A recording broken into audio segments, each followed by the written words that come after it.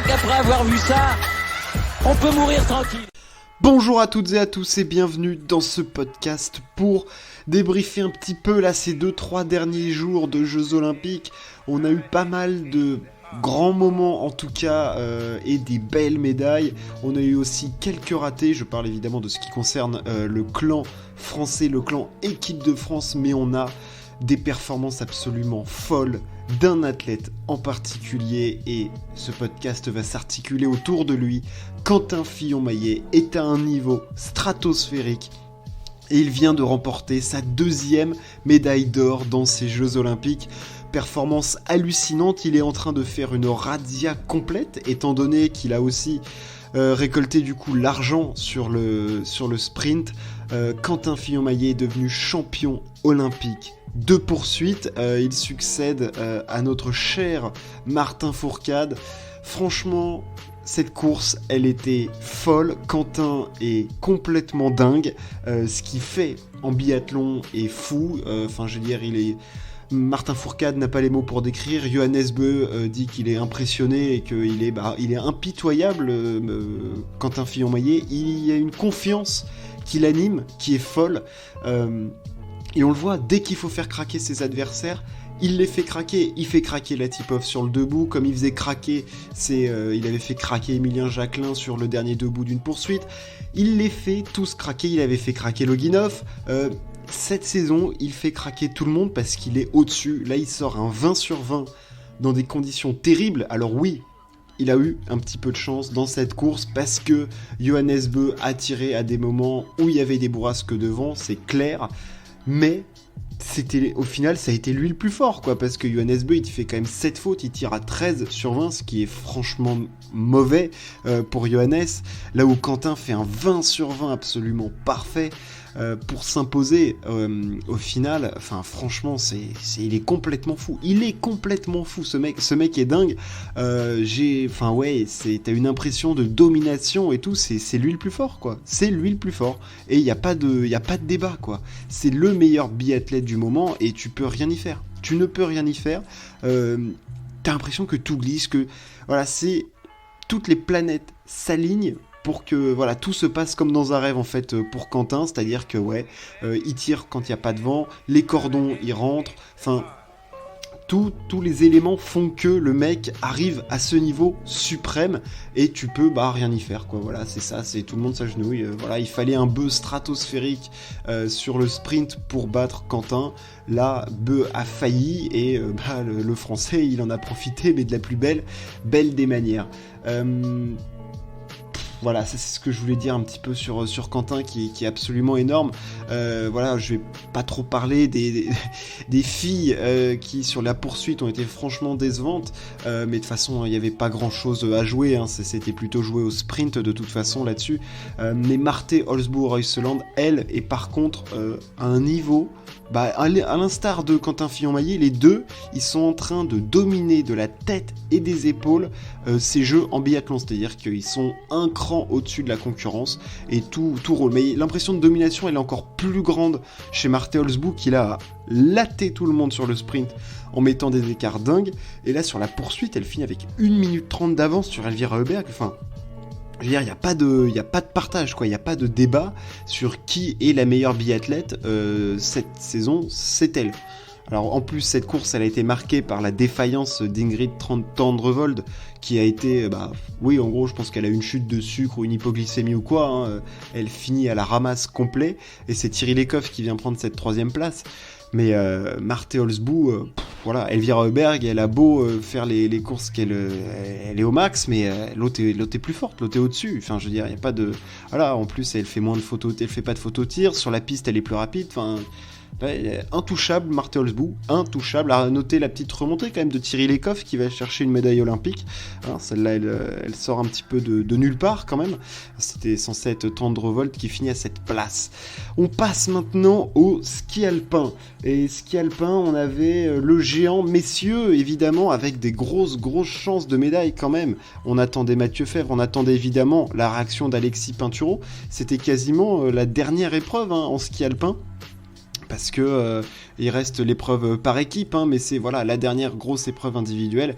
Il en reste encore chez les filles, mais pour les hommes en tout cas c'était ça. Et s'est imposé le favori, voilà, qui avait entre guillemets raté ses débuts de Jeux Olympiques. Marco Odermatt est allé chercher cette médaille d'or devant Zan Krajniec, et la 3e place est revenue à Mathieu Febvre.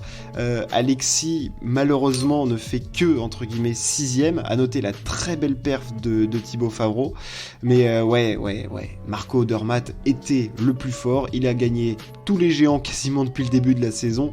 C'est la logique est entre guillemets respectée, quoi. C'était pas écrit, mais parce que c'est du sport et tu peux te planter, il peut y avoir des chutes ou quoi, mais Marco Odermatt, c'est la logique est complètement respectée, c'est lui le meilleur gentiste depuis le début de saison. Alors l'écart est serré avec Zan Krajniec, hein.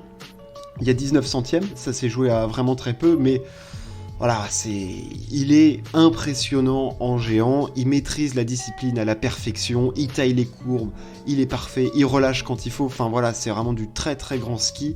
Zan Krajniec était aujourd'hui sur la même planète qu'Odermatt, mais voilà, il a le petit truc en plus, le Suisse, cette saison.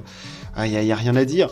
Et alors, ils étaient vraiment tous les deux sur leur planète, et il y avait une autre galaxie pour les autres, hein, parce que Mathieu Febvre est 3e, mais tenez-vous bien, à 1,34 d'Odermatt, il est même à plus d'une seconde du 2e, donc il y avait vraiment les deux, et les autres, quoi. Enfin, je veux dire, c'est les seuls qui ont vraiment bien skié sur cette piste à fond. Voilà, et Odermatt, Krajniec ont dominé la concurrence. Mathieu Febvre est décidément un homme des grands rendez-vous. Lui qui avait conquis l'or mondial l'année dernière est allé chercher le bronze olympique. Voilà, très belle performance du Français qui a fait une excellente première manche, 3e temps. La deuxième a été un petit peu plus compliquée, 13e temps, voilà, là où Odermatt et Krajniec ont fait le premier et le 2e temps. Voilà, le Français a eu un petit peu plus de difficultés. Lui, Pinturo, c'est l'inverse. Pintu, il fait le 11e temps de la première manche. Ça, c'est coup dur quand même.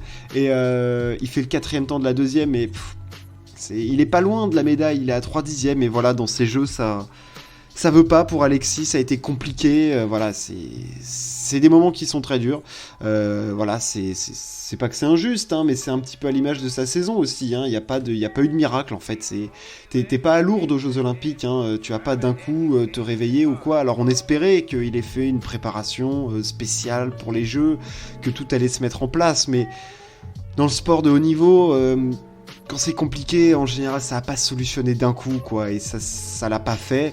Il fait 6e et il est 5e parce qu'il est égalité avec Thibaut Favreau. Mais voilà, il y avait, entre guillemets, c'est pas que les espoirs étaient morts, hein, j'y croyais parce qu'Alexis en géant, c'est quand même énorme. Mais voilà, j'y allais pas sur la pointe des pieds quand même parce que tu te dis qu'il peut te sortir un truc de fou, mais j'étais pas, disons, surpris qu'il fasse 5e, quoi. Enfin, c'est ça cette saison, c'est ça qui est terrible, parce que c'est un sportif de fou, mais voilà, c'était trop dur, et puis la concurrence est vraiment forte, hein. Zan Krajniec, c'est très fort, River Radamus, on le voit depuis le début de saison, il est extrêmement fort, Henrik Kristoffersen aussi était là, tu peux avoir du Filip Zubzic, enfin, je veux dire, il y a énormément de concurrence en géant, c'est extrêmement dense, et tu peux pas te permettre d'être un petit cran en dessous de ce que t'es d'habitude. Et voilà, et Mathieu Febvre, lui, il a réussi, voilà, il a fait à l'inverse d'Alexis, il a réussi à se mettre dans ce mood olympique et à outrepasser ses difficultés de la saison. De quoi parler d'autre de nos Français? On va parler danse sur glace et on va parler de Gabriela Papadakis et Guillaume Cizeron, qui sont à l'issue du programme court en tête. Ils ont fait un record du monde, ils ont amélioré leur propre record, la prestation était parfaite. Alors je maîtrise pas vraiment toutes les techniques de la danse sur glace, mais c'est vrai que quand on les regarde, ça a l'air d'une précision terrible, tout est fait comme il faut, vitesse d'exécution, les portées, machin et tout. Après, les commentateurs seront là pour nous expliquer tout ça, hein, mais c'est clair qu'ils sont au-dessus du lot, quoi. Ce qu'ils font, c'est absolument sublime, c'est magnifique, et ce sont les meilleurs de leur discipline, et ce sera cette nuit qu'ils feront leur programme long. J'espère qu'ils iront décrocher la breloque pour aller entre guillemets, se venger d'il y a 4 ans.